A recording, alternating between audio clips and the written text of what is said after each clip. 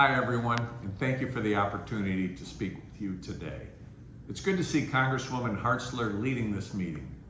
Vicki and I have worked together for many years in the House, and she's been a steadfast advocate for religious liberty. My committee and I appreciate the Commission's work on religious liberty and your focus on China today.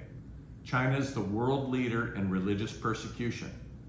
The fundamental idea of religious freedom that our nation was founded on has spread to many countries around the world, but it does not exist in China.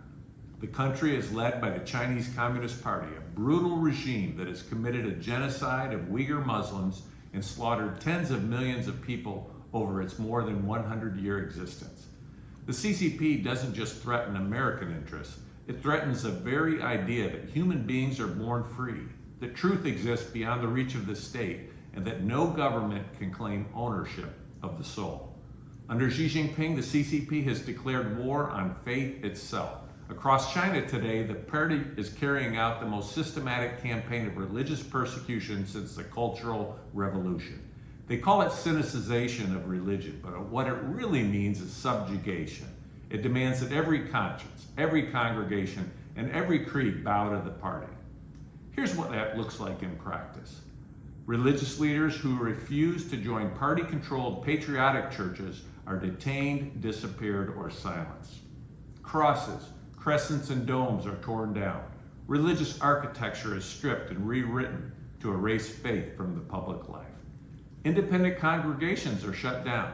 High-tech surveillance now watches over every place of worship, tracking who prays and who preaches, even following exiles abroad. New laws make it nearly impossible to operate unregistered churches or host foreign missionaries.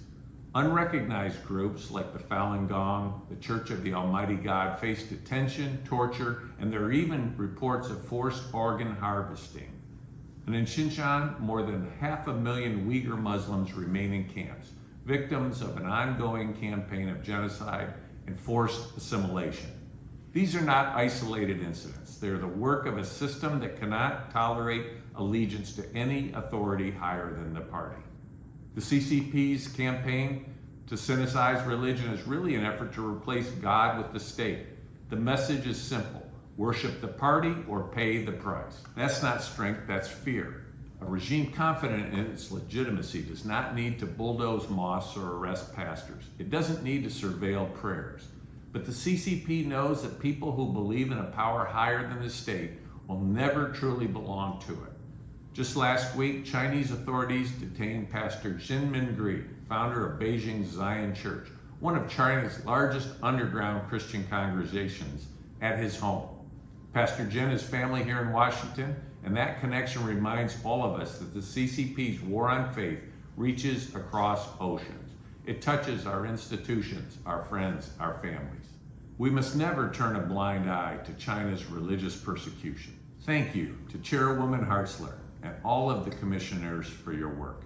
May God bless you, your work, and those who speak out in the name of faith.